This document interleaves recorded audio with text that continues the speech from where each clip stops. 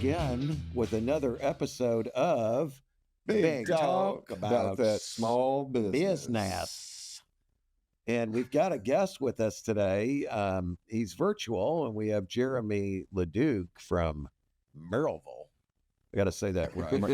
Merrillville. We say that here too. We say Fayetteville. When they say Fayetteville. Yeah, we know you're not from around these parts. You're not from around here, are you? Yeah.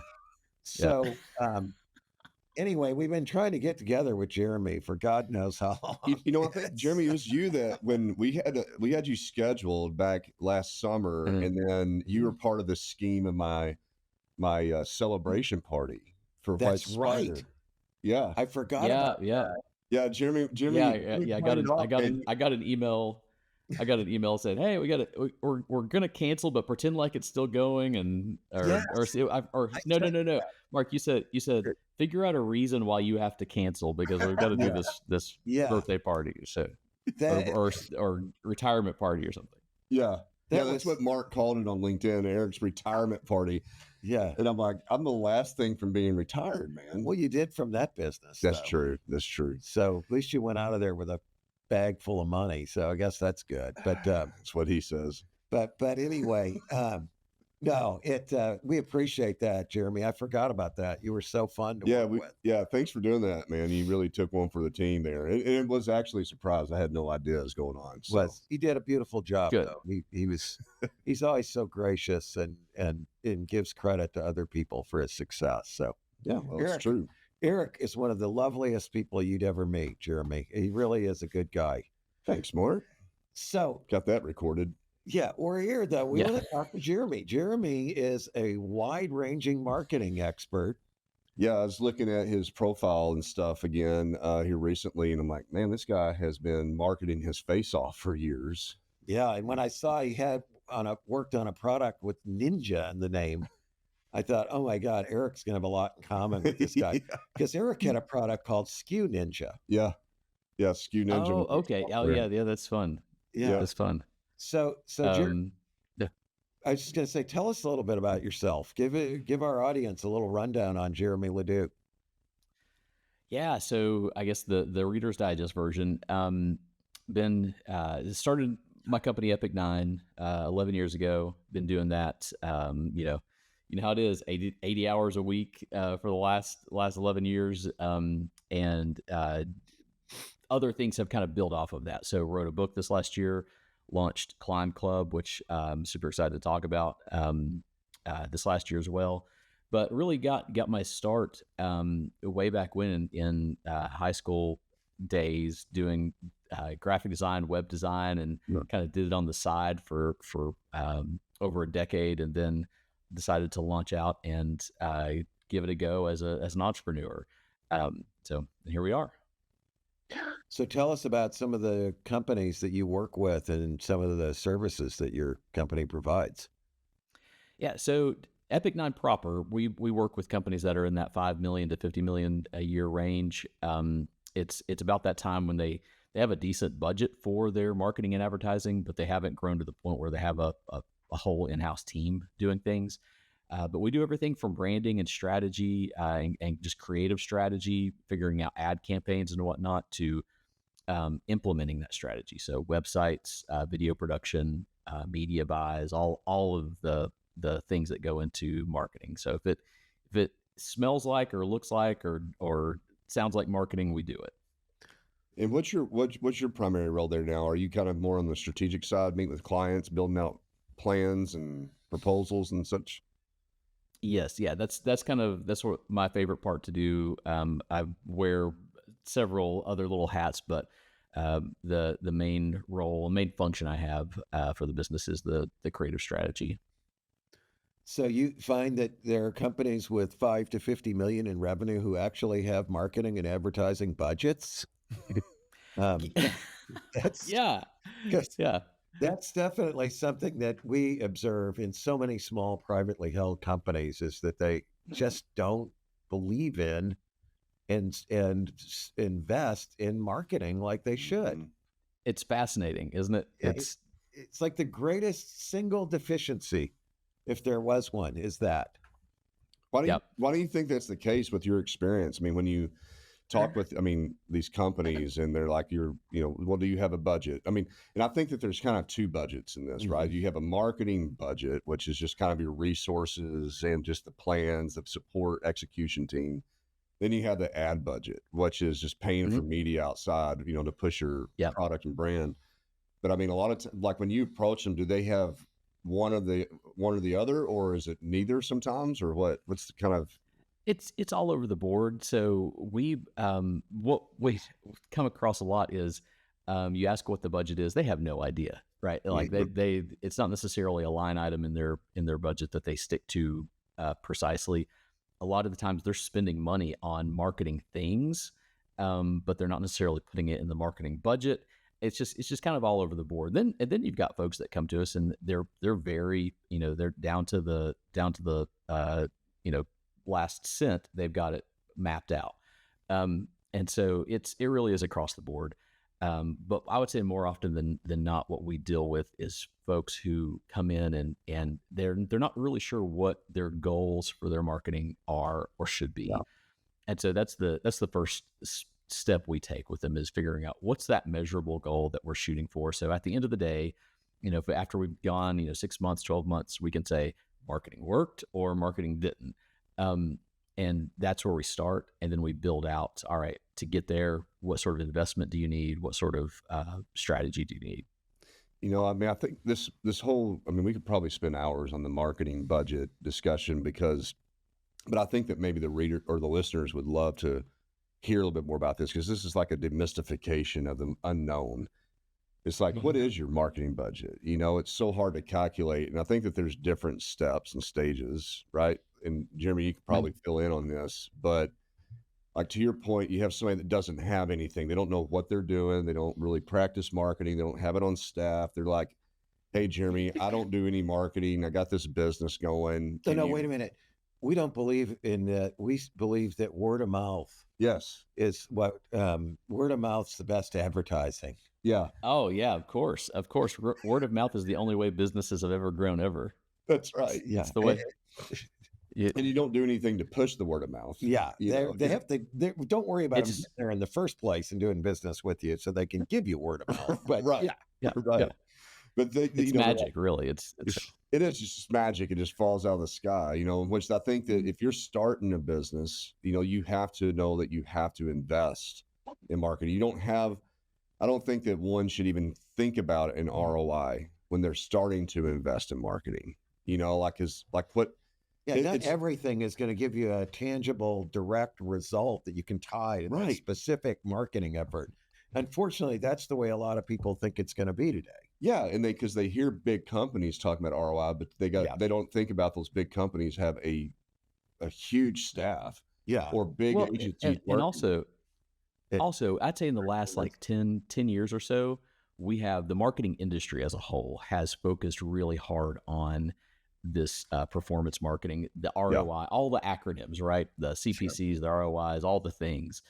And we've failed or we've forgotten about, there's a lot of intangible return that you get just from good branding, good awareness, that you're never going to be able to put a dollar sign on that. But they found that when you do your branding and your awareness really well, that's how brands grow. Yeah, that's what they do. They don't grow from Google ads. There's going to be somebody out there that gets mad and says, I grew my business from $0 to $1 million on Google. There are exceptions. Yep. But for the vast majority of businesses, you grow your brand long term with great branding and awareness. And that's if you don't have some sort of budget going towards that, then you are shooting yourself in the foot. Yeah, there's one thing is inquiries. The other is what's your close rate. And the familiarity and the brand has such an impact on that. And what kind of pricing can you charge for whatever it is you're selling? Yeah. Again, a good brand reduces risk on the part of the customer. And it's so interrelated. Back on startups and growth companies, though, one thing I always try to get my students to understand is, and clients, if they want to grow at a faster rate than the industry that they're part of, what makes them think that's going to happen if they don't spend more money Yeah. than the Yeah, industry yeah. norm? It's You know what I mean? yeah. It's like, Yeah. Well, here's what we've run into, especially with businesses, small businesses that are starting up, that are, I would say, that are under that $1 million a year revenue right. mark. They are good at whatever they do, right? They're good at whatever service or product they offer. They're good at that. And so they look out at the world, because the marketing is not their forte. It's not what they're doing. Sure. They look out at the world and they say, okay, what's this other person down the road? How are they positioning themselves? How are they marketing themselves? And they say, oh, it's Joe's plumbing. Well, I'll call mine, Mark's plumbing. And because it feels safe. Yeah. And so they're, I'd say the biggest risk in marketing is playing it safe. You're losing out on opportunity. You're losing out on just the ability to be memorable by playing it safe. We're over here in the foothills of the Smoky Mountains. There are probably a list of 1,000 different businesses that start with Smoky Mountains, and they typically have a logo, with a mountain range, right? And every time I see it, I'm like, y'all, like, you're not. It's not memorable. You're just blending into the noise. Here, everything is a pig, a hog, or a razorback. Or Ozark. Yeah, occasionally Ozark. Yeah, it's like That's the danger of being around something iconic, I think. Yeah, exactly. And plus, pigs don't necessarily have a positive image. No. You know, I mean, think about it. It's true. But yeah, that's a good point. I mean, I love the statement playing it safe, because here's one thing that I go irate about, right? Is when, and it happens even here, you do, as a startup company that's not known in the market, and we're actually an innovation company too. There's not anybody around us that's doing what we're doing. So we're trying to inspire and educate for a new industry in a way for the production here. But when we do a marketing campaign, when people are too safe, they're like, that didn't really have any benefit. That didn't really do anything for the company, that effort. And I'm like, there is no such thing as a zero return marketing effort ever. It cannot happen. And there's no such thing as a zero return meeting. It does not exist. And I think that pessimism, that safety people are looking for, it's like, how do I take $1,000, invest in the market, and have a positive return on everything that happens? Just like you said, you have to take some risk, but you got to know that if you throw out a direct mail piece to 5,000 people and get zero return leads on it, it doesn't mean that it did not have any impact. Yeah, unless it never left the mail house. Right. Yeah, that's the one thing. That's funny you say that. Hey, and even then, there's a postal worker that's seeing that branding, and it's good point. There's somebody that looked at 5,000 mail pieces and go, I'm not sending that. But they know. But that is one thing that I've checked into. It's like, if something doesn't work, like, you look at the mechanics of the effort, and did something break down? And it literally didn't get in the post box, Yeah. So, but anyway, I really appreciate that. That's what, and the brand awareness stuff, the stuff that you don't really have the ability to measure 100%. We always tell people, like, the phone's not going to ring tomorrow off of this, right? Yep. You need a billboard, right? Billboards are good, but nobody's going to call you because they saw that billboard. But it's that nudge, right? You're just constantly nudging people towards that decision. And if you don't have all those pieces in place, then you're gonna nudge less efficiently. It's so true. I always like to bring the story up, and forgive me, Eric, for saying it again, but I think it's so critical to our listeners. Sam's Furniture is the best example of that. They were just another furniture store selling the same stuff that every furniture store in the nation sells. Sofas with a secret, where they've got a compartment to throw your chips and put your cup in, mattresses, box springs, Thomasville, Certus Perfect Sleeper. I mean, whatever the brand, the same stuff. And here they are in this strip mall in Springdale, Arkansas, in the sort of back location, and they just promoted and promoted and promoted. They were on billboards, they were on TV, they were on radio.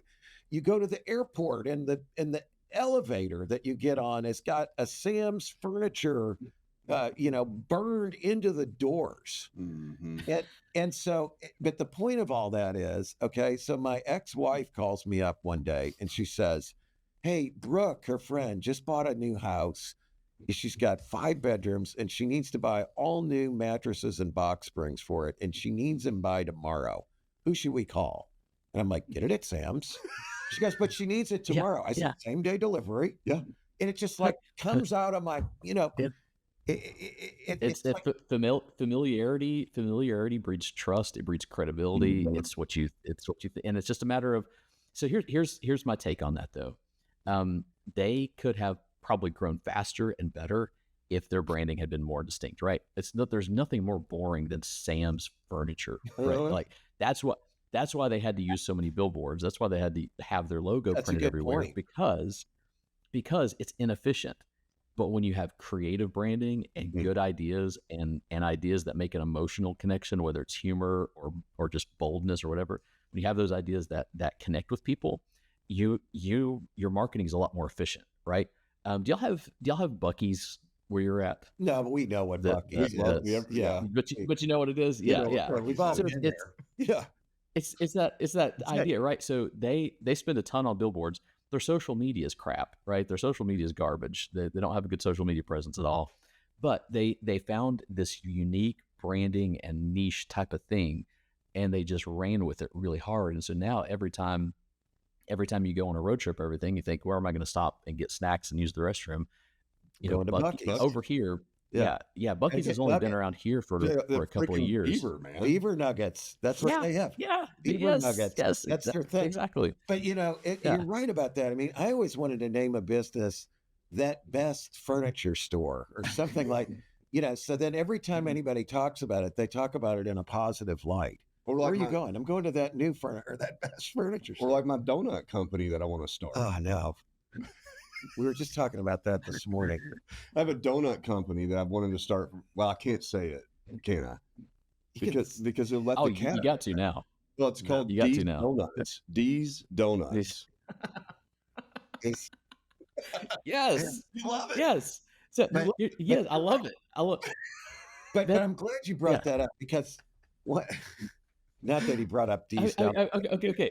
What? Think about it. You're going to a town and you've never been there before, and you run across. Are you going to go to the frosted donut? Or are you going to go to these donuts? You're going to say, oh, that's kind of fun. I'm going to go there. I'm going to go to these donuts just to get Yeah. the T-shirt, right? Yeah. Here's the thing that I found. Yeah. that Thank God makes- I got the .com. I've had the .com for 15 years, literally 15 years. you would have that. I tell you, Eric is something else. But why while we're talking about these names, why do companies today, so many of them, especially these ones started by them young folk, come up with these names that have no relationship to what they do? Like there was an electric vehicle company here that just went out of business called Canoo, spelled Canoo. Where do they come up with, where do they come up with this Yeah. stuff? I don't know. There are dumb risks, right? Like you should be risky, but There but- are. you don't need to be like dumb risky. Right. You get too outside the box. You're trying to be too distinguishable in a way, right? Yeah, but And then you got to compete with your own brand to explain what you do. I always love it when companies, I came out of the architecture and engineering industry, and they're professional service providers. They're not great marketers, most of them. Some of them that are do really, really well. But I always like it when it'd be like ABC and Associates, and then they have this newsletter they send out called Infrastructure World. I'm like, what brand are you trying to promote here? ABC and Associates or Infrastructure World? I never understood that. It's like a total, let's try to sell two things now that are unrelated. But people seem to do stuff like that all the Yeah. time, don't they? Yeah, they do. They do. And part of it, I'm going to pull it back to branding. When you have a weak brand, every marketing decision you make is kind of a hurdle, right? Because you're having to rethink, like, how do we market this the best? But when you have a Right. strong brand, a lot of those decisions that you waste a lot of time on You're right. with those decisions. A lot of those things are kind of done for you, right? We know our voice is going to be this. We know our Your imagery name. is going to be Yeah. this. Our name, the Sure. theme. We are our full title is Epic 9 Marketing Outfitters. We are very camping oriented. The Dude. book's called Climb. We got Climb Club. So Sure. like anytime we do a marketing piece, we know how we're going to lay it out, right? Yeah. And so we don't have to waste a lot of time figuring out, all right, what color do we use, or what font do we use, or what That's such a style good is point. it? It's just like a company that has no strategy, then every single decision is so difficult to make. Yeah. It's got to be Yes. codified. Whereas if you've got Yes. an overarching strategy, go with that, right? Mhm. Let's talk about your Climb Club, though. Tell us a little bit about what Yeah. that is, Jeremy. So I'll pull us back around to budgets, and I think that's a good way to tie it in. So Climb Club is built for those businesses that are under that $1 million a year revenue mark, and it's going to vary for different businesses. But when you're under that mark, typically what we've seen is it doesn't make sense to go to an agency Yeah. to pay them to do the work for you, right? It doesn't make sense to even hire a freelancer necessarily. Mm. Because you need to use every dollar that you have in whatever marketing budget you have. You need to use every dollar of that actually goes towards something, whether it's direct mail or ads or whatever. Because when you come to an agency or when you go to a freelancer, the minute you take them $1,000, 500 of that's going to their pocket, right? And so Yep, you need to be able to take that money and make it as efficient as possible so that you can get over that mark, and that you can have. What we encourage people to do is get to about that $3,000 a month budget. That's when it starts making sense to have those conversations of, can someone manage my ads for me? Can someone do my social media for me? That sort of thing. Because what we've seen is there are people out there that for $500 a month they'll manage your social media, and it looks like you pay them $500 a month, right? It's the same cookie cutter post on social media. There's nothing engaging in it. There are some marketing costs that you need to plan for on the front end that you need to invest in, no matter what, your branding, your website, those sort of things. But for the most part, when you're under that $1 million a year revenue mark, you need to be DIYing it as efficiently as you can. So we created Climb Club as it's a bank of resources for folks to get in there to learn some marketing fundamentals. They have how-to Nice. instructions on how to set up their Google analytics, how to measure things, how to do their email marketing, all of the tools that they need to really do what they need to do on their own. And that's a great value. We're going to keep on adding to that, but the value that I really think that people get the most out of is the community. So we have a weekly mastermind where small business owners can come together and say, hey, this is where I'm at, this is what I'm doing, and they can get and give advice to each other. Do you charge for that? Yeah. So it's $58 a month. So Okay. it should no matter what budget you have, Yeah. cancel nominal. your Netflix account and sign up if you're strapped. Which right? is only $17, Is Jerry. it? Oh Yeah. Yeah, I think we pay more than that for it. With all the But devices. You know what I mean. You get the idea. No, it's but I mean, it makes a lot of sense because I like what you're that. doing is you're kind of grouping. It's like a learning environment, right? Learning, networking, Yep. which are really important if you're DIY and marketing, right? Especially if you're starting a business, you have product fit, you kind of got this aspiration, but you don't, like we're talking about, you just don't know marketing. And a lot of times when people don't know something, they avoid it, right? Because they don't want to be incompetent in it. But I like this True. idea for Yeah. you're basically giving a place for people to come and learn with other people that are learning, and then they can help each other grow in that. That's a good idea, man. Yeah, Eric had a marketing Yeah. company, Well, so- by the way. So just so you know, nice. and more than once, and he Yeah. converted it into a software company, which was an amazing transformation. But so yeah, he understands where you're coming from on this. Yeah, I mean, I think that, and I like the idea of how you've kind of packaged this into where like these people that Smart. are $1 million and less in revenue, right? And so they're really scrapping. And I appreciate the idea too of what you're saying is, if you do hire a freelancer, they will suck that money up. Not that there's anything wrong with that, but I mean, it's just the reality. They have to get paid. They're in business. Sure. It goes to their time, but you don't know what you're getting with the freelancer. I've worked with a lot of freelancers in the marketing side of it. Yeah. They're not very There are good. some gems out there. Yeah. Well, no, I'd say the nature of our business right now is if you have a computer or if you have a camera or a drone, you're a marketer, right? So you can throw a rock anywhere you go and hit probably 10 of us. But there's no licensing, right? There's no governing body that's saying you're a good marketer, you're a bad one.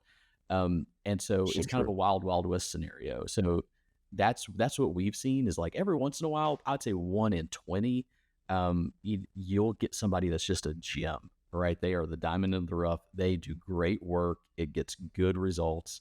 But the vast majority, I think, they're just kind of not great. And so, what happens? Look, Jeremy, small businesses waste a lot of money on them. You and I can go on and on about this combo because we both get it, but the thing that with marketing is people don't realize how vast this industry is. It is. I mean, I don't really know, if I think of another division or department, even in tech, I mean, maybe development and technology has gotten there, with all AI and stuff coming in. But when you say marketing, to find a marketing professional, there's so many different levels because you can't be a master at all. You have to be a jack of all trades is kind of what Jeremy is, your strategist, right? He knows enough about all these pieces to put together the puzzle. And that's if I was trying to freelance something out and I came to you, you would cost me a lot. And I mean, you could build me a plan, but that's going to take time. It's going to take investment, money. I'm not going to see a return for 90 days because you're trying to build a strategy. Right. And I mean, and then I can tell you if I was under $1 million, like you're talking about, and I hired you, I'd be frustrated at day 45 because I'm like, where's the return? I don't have enough capital to keep paying for that. So you're not the person to turn to necessarily. And I'm not trying to, no, say that you're exactly right. Yeah. But the thing is do you need a designer? Do you need a brand designer? Do you need a logo designer, which is different than a brand designer, right? And then you have an artist that's not just a logo designer, but they're actually an illustrator, and do you really even need all that? I mean, you know what I'm saying? It's and then you got your PPC, your SEO, you got your writing. I mean, there's content marketing, there's social. I mean, it's just direct mail experts, experts in Shopify, trade show marketers, right? I mean, which is here's real. And here's what happens is you go to someone that's good at one thing, right? So you might go to someone that's really good at web design, and then you ask them about this other thing. And you know what they're going to tell you? Hell yeah. Oh, yeah, I can do that. Yeah. Well, that's the same thing I always tell my students. It's the same thing with attorneys. They'll all say, they can do that, but that doesn't mean they're the best divorce attorney or the best one to paper up your M&A deal or the best one to look at your franchise operating agreement. I mean, those are all specialties. They are. But back on marketing though, as a subject matter, I think, again, most small business owners think marketing is only promotion. When you look at the 4 Ps in the marketing mix, I think it's just such a great thing. When it's product, price, promotion, and physical distribution. Yep. It really touches everything. It's so, it is strategic. It should happen at the top level where you really decide what business are we in? What do we sell? Those are marketing. Yes. Yeah. I would say if you're a small startup, bring a marketing person in to talk about your product, right? Yes. If you're a larger business and you've got a team of people, make sure your marketing person is in product development, is in the pricing conversations, because they're the one that know what people are going to do, right? Otherwise, you got some engineers that are tinkering around creating this widget that may not be sellable, and so, but the marketer can kind of come in. Ideally, right? If they're a good marketer, they're gonna be a little empathetic and know what will your consumers actually buy and how much will they pay, and all of those sort of things. They'll have a better gauge on that, because a lot of times what we deal with is someone brings us, a service or a product, and we're like, that's just, it's not great. And so a lot of what we wind up doing at those strategic conversations is, why don't we tweak this a little bit? Why don't we change this and package it up a little bit differently? And that's fun. But a lot of times those decisions are made before they ever get to us. You know what? One thing that I don't know if this is in your climb club or not, but maybe it is, maybe, or it should be. I think marketing is a cultural thing. Yes.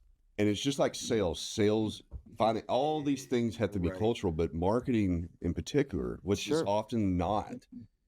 Everybody should be a marketer. Everybody should be thinking about that, because if you can make that into a cultural, value or perspective, then it guides your daily action. Exactly. Without a rule and without a policy and procedure. That's the point. Because especially in today's time, every click, everything that anybody sees has got to, it's got to bring in that prospect, that somebody's discovering you. Is it easy to click around? Did I leave a phone number? Some of these misses that and why can't people see the touch points of how to contact the freaking company? Yes. There's nothing, dude. I'm going to Fort Worth this weekend, right? For my daughter. She's got a soccer thing going on there for college. And I'm trying to go to the Cowboy Coliseum to watch a rodeo. Sure. I know where it is. North side of Fort Worth. Yeah.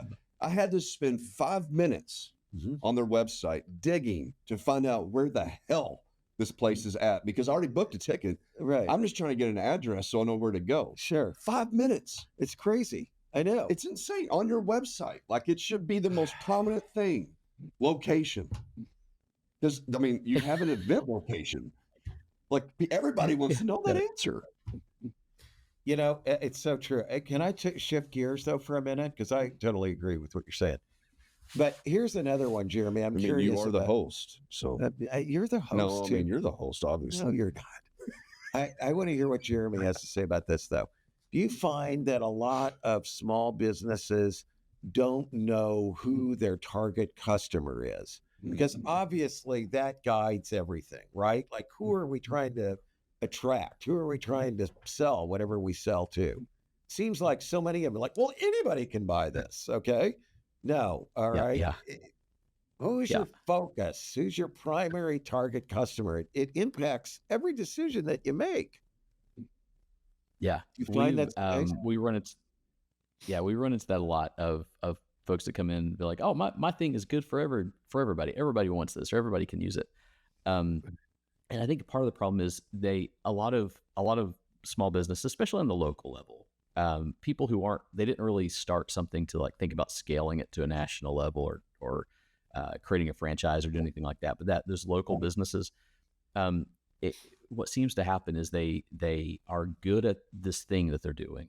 They rush into it and they start a business because someone told them it was a good idea. But they've never really sat back and kind of had these conversations and really thought through who makes me the most money? What sort of person is going to be the best customer for me? What sort of opportunities am I leaving on the table by not going after specific groups of people? And so those are the conversations we love to have with folks as well, is helping them figure out, are there opportunities you're missing by not focusing in and being targeting a certain group. Now there are other businesses that their product is for everybody, right? Anybody can do it, and it's that's hard to market. I like ones that have a narrower audience. Oh yeah, more niche the better, right? And I would say too, just because you think a target audience is your direct, but you need to be exploring others. Yeah, exactly. And making efforts to speak to them. The way, what are their needs? Everybody's needs is different. And especially because this happens to me a lot in my businesses. I have a target audience. It's perfect fit for them. They should be doing it. They need to be doing it. It's obvious as absolute hell. But guess what? They don't have the freaking budget.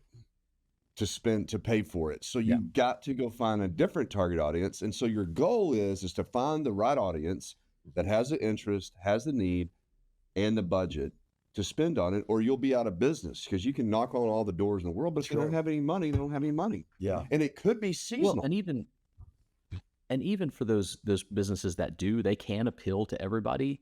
In terms of your marketing, you need to speak to a specific group a lot of the Yep. times Yeah. and be distinct with them, because if you try to appeal to everybody, then you're going to be forgettable to It- most of them. Exactly. I always, You've I like, got to be willing to lose some customers in order to gain some, I think. yeah, I always like to think about that. Like when I do business with any business, do they know who their target customer is? Am I fitting into that? And, when I think back, like Abercrombie and Fitch, they did a great job 25 years ago. I got older kids, and whenever you went to buy clothes, they wanted to go to Abercrombie. Today, they all want to go to Lululemon, as I'm sure you've seen, Eric, Oh, yeah, totally. with your daughters. But back then, so you go to Abercrombie and I go to the mall, and you go in there, and it's dark. There's music playing too loud. The smell of The cologne. smell of the cologne. I was just going to say that. Yep. And I would be like, I hate this freaking place. Yeah. Okay. My 2 teenage daughters would want to, and I'd be like, I'm going to go sit outside. Here's my credit card. Buy what you want. Okay.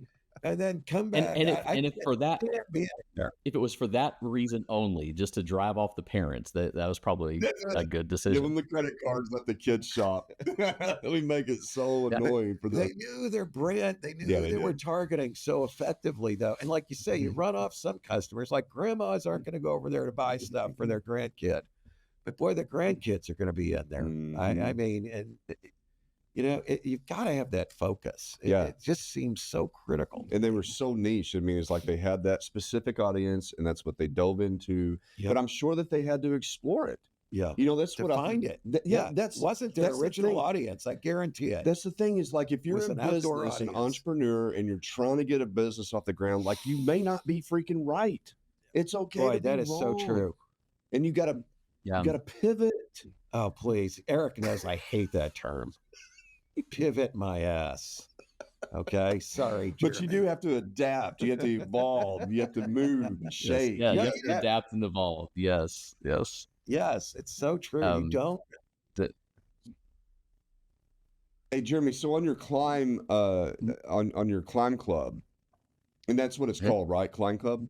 Yes. So is this just something? Is this something that anybody, I mean, can participate in? I mean, even if they're not local to where you're at. Yep. It's all online. So yeah, How do they anybody sign up for anywhere that? can join. Yeah, theclimbclub.com. And yeah, you can sign up there. We've got a free month trial, so jump in, join us for a month, and if you decide it's not for you, then no harm, no foul. And I'd like to plug it a little bit too, because I love this idea. It's really a genius idea. I commend you on it, because if there's one thing in marketing that you can agree with me on, it's like it's in any ever-changing space. Like, if you are not constantly learning, you're No, it's so not true. relevant. Oh my gosh, yeah. What you It's did exhausting. yesterday may I not don't. work I today. can't think of. Yeah. I can't think of another industry where it's this fast paced. The change is just constant. And so Constant. yeah, it's a little exhausting, and but that's the nature of it. It's like when you're in that small startup local business arena, you're kind of in this no man's land of marketing, where you need to market or you're going to die, and you don't have a budget to market. So it's like, what do you do? And I think that's a big part of why 80% of small businesses fail before they get to the year 5. This is one of those elements, right? This core, you got your marketing, you got your finances and your legal stuff. But I'd say more often than not, marketing is probably the crux of it. Because if you don't have business coming in, it makes all the other issues worse.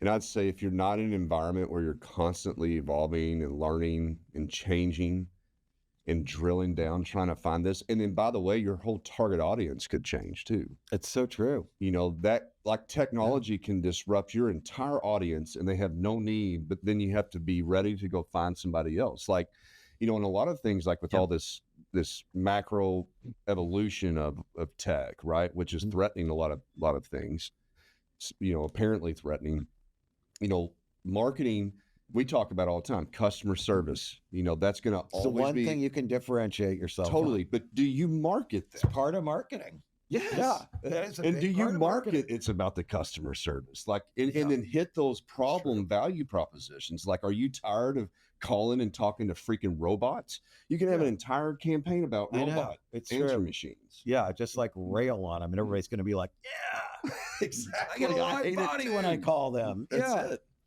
That's it, man. It's true. The only thing, Jeremy, about your climb club, just as a consultant over here, lifetime myself, why only $58? I mean, if they'll pay 58, they'll pay 99. Aren't you leaving money on the table, buddy?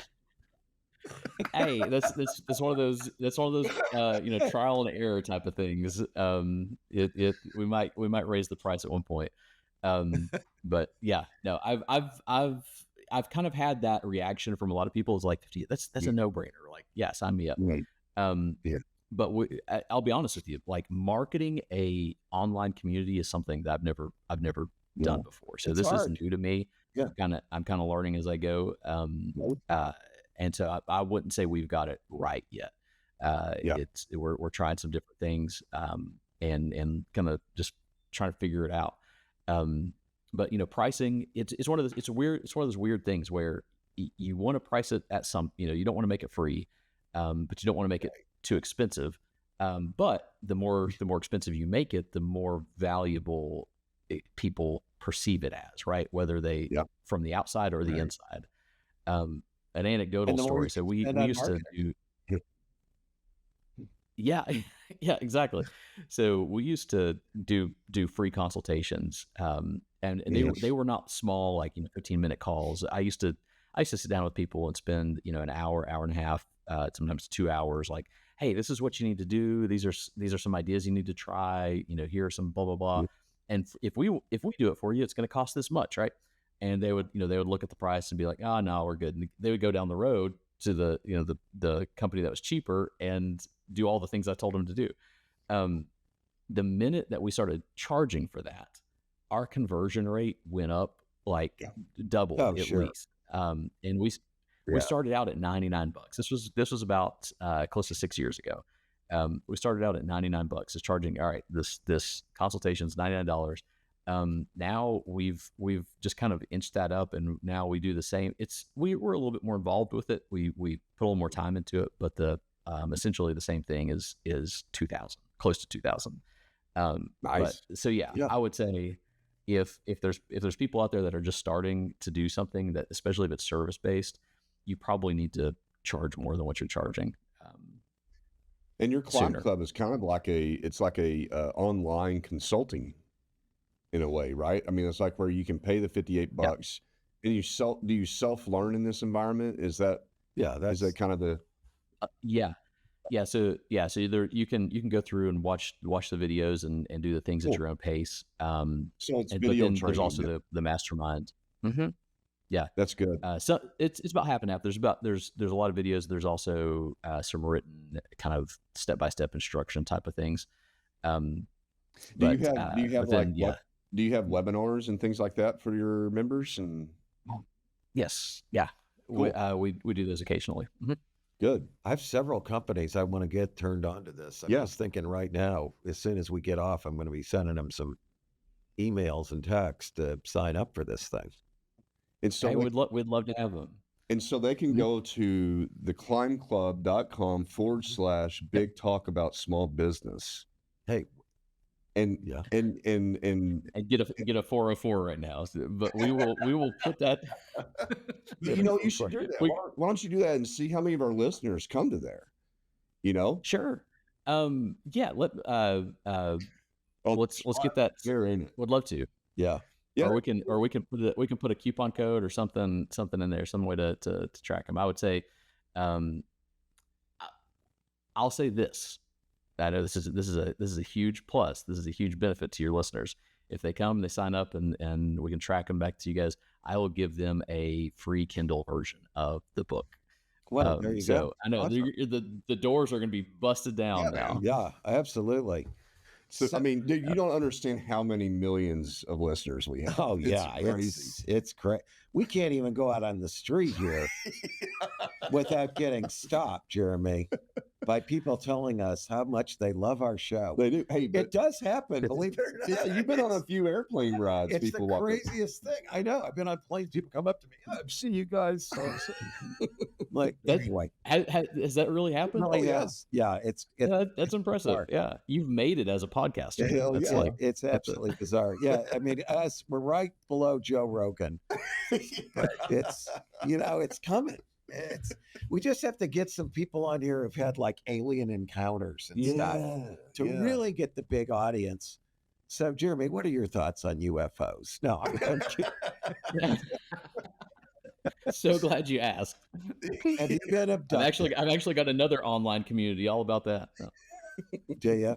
So, No. so back to sort of wrap things up, though. Yeah.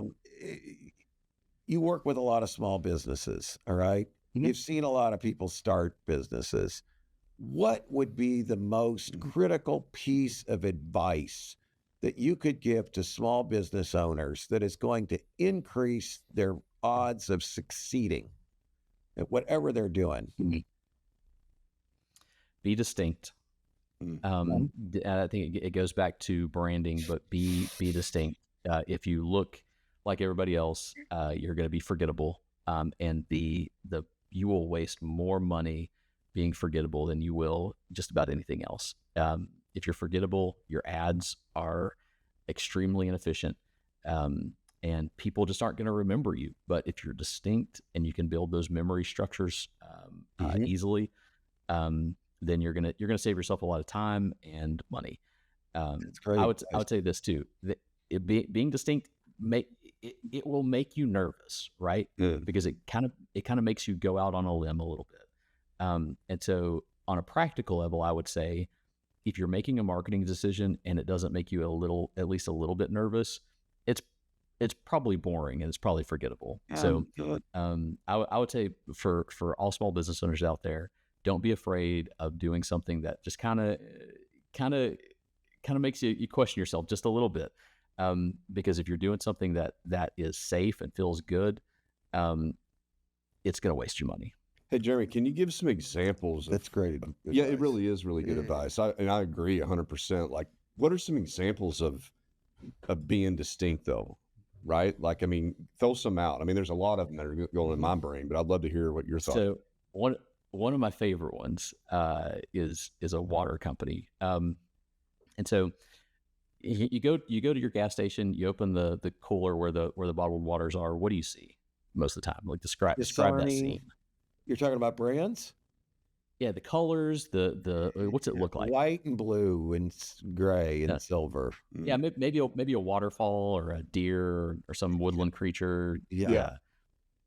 A lot of names with springs and crystal and artisan. One of the companies that I'm absolutely fascinated with and I fanboy over a little bit is a company that came on the scene I think about 6 or 7 years ago, and they entered a saturated market, no pun intended, or pun intended. That is they entered a saturated market, and they did something just completely off the wall. They came in and they didn't make a clear bottle. They didn't put water imagery on it really. They put their water in a can and called it Liquid Death. Yeah. And they are valued at I think close to or over $1 billion now. Wow. And the thing that pushed them over the edge is they went with a very distinct branding, right? You don't miss this thing. Like it looks like it almost looks like it's a beer. And that's part of how they kind of got their foothold is they were in a lot of festivals, and it gave people who were non-drinker, they didn't drink beer, gave them a way to kind of have something to hold and not look like they're just holding a bottle of water. the water's not great, right? There's nothing differentiated about the water. It tastes like it's from a can. It's not. It's you know. But- Some people are very particular. They have very strong feelings about Dasani or Aquafina, all that sort of stuff. But Liquid Death came along. They didn't make any sort of like supreme water. They just made a very distinct brand that they were able to play into. All of their marketing and messaging is about death. It's about it's very edgy, and so they're probably one of the extreme cases of this is how you be distinct, and you take a risk and it pays off. You know, when I will say this. go ahead. Yeah. Go ahead. I was going to say, people don't get fired in large corporations for making safe decisions. And I think that's why even if the You're safe right. decision is ineffective and it fails, they don't get fired for that, right? But if you are making a risky decision and have a risky proposal, it is scarier, but it oftentimes is a lot better. Rory Sutherland, one of my marketing heroes, wrote this book called Alchemy. I think the subtitle is like the dark art and magic of marketing or something like that. But he uses this example of Red Bull, and how they came up with the Red Bull. And you think about it, it's like it's a tiny little can. It's twice as expensive. It tastes like ass, and but it became Never had any it became yeah, I'm selling it for you really well here. But it became, the biggest, best Right. energy drink.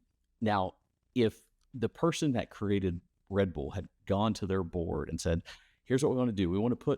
We've got a new drink. We want to, make it a brown liquid that, had tastes like cola, and we're going to put it in a bottle, and charge $1.99 for it." No one would have said that's a horrible decision. You're going to get fired for that. But someone had to take a risk and say, we're going to make this tiny little can. We're going to charge twice as much for it. It's not going to be it's going to be an acquired taste, right?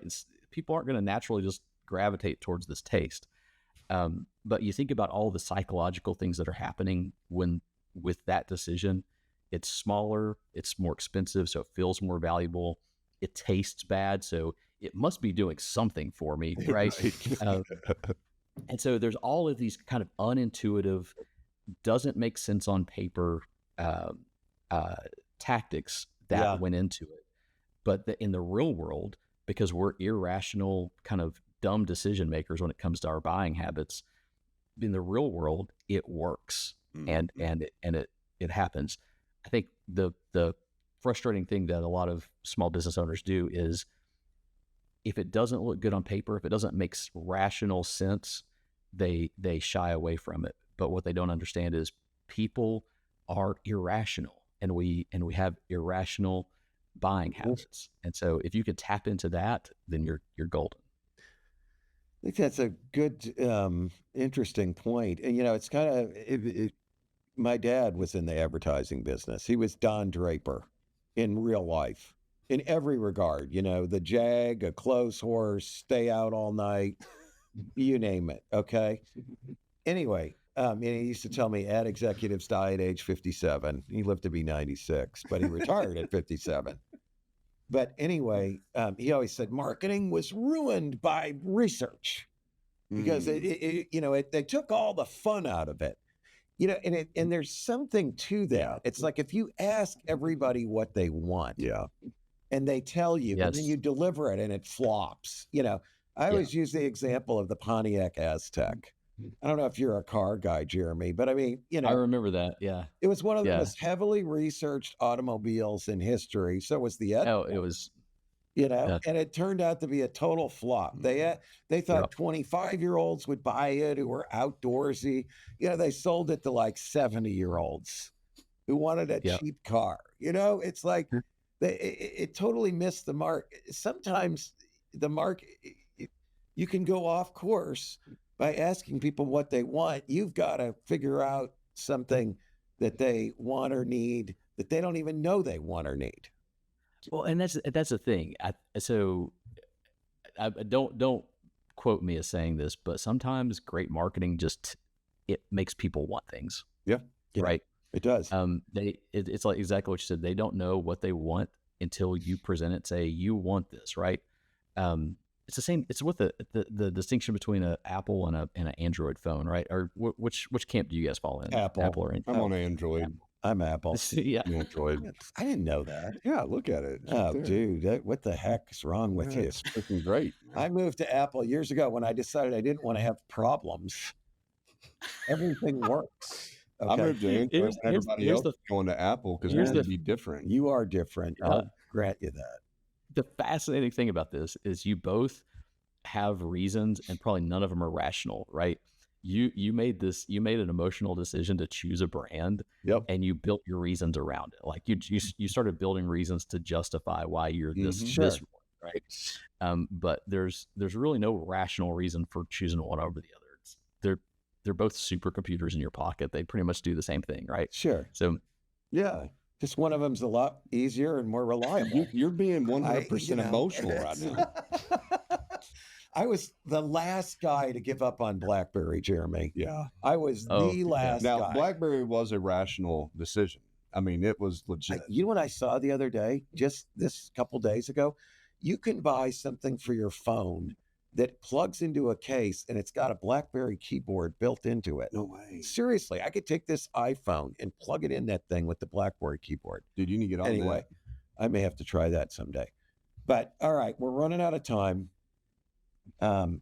Great episode, Jeremy. Thanks for joining us, man. Yeah, it's really good. no, this is fun, you guys. Y'all are a great podcast, great hosts. Thank you. Thanks. And Well, he's the host. I'm just, I mean, you saw him own the show just a minute ago, like earlier on. Like, he's like, hey, listen, Eric, we've talked about this. You need to quit asking these questions. I'm the host, as Mark Zweig. Sit back, shut up, and just play. he's so full of it. We're in his own studio here. Okay, he's the guy that's got the checkbook. So anyway, I'm just an old guy who Eric has taken under his wing. It used to be the other way around, Yeah. you know, but it's switched. I always said the mentee has exceeded the mentor, and now I'm here to learn from him. Yeah, but I'm so scared of this guy. Yeah. Like, I'm scared of him to look at my finances and my business. He'll rip them apart. But I do use it against my team. I'm like, do you want me to send this to Mark Zweig? And they're like, oh shit, I'll get my shit together. Well, listen, no, it's been great having you here, Jeremy, Yeah. and we wish you continued success, and thank you for helping the small businesses that you help. Yeah, and everybody go check out theclimbclub.com That's right. and tell them that Big Talk About Yep. Small Business sent you, and you'll get that hookup from Jeremy. And if you need other help beyond the Climb Club, see Jeremy. Yeah, for sure. Marketing strategy. Yeah, Yep. absolutely. All right. Yep. Well, Thanks, you guys. thank you, Thanks, Jeremy. And all right, folks. Well, we're going to sign off. It's been another episode of Big Talk About Small Business. Businesses.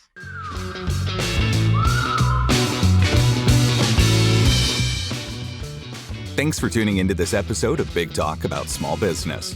If you have any questions or ideas for upcoming shows, be sure to head over to our website, www.bigtalkaboutsmallbusiness.com, and click on the Ask the Host button for the chance to have your questions answered on the show.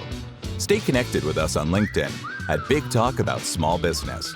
And be sure to head over to our website to read articles, browse episodes, and ask questions about upcoming shows.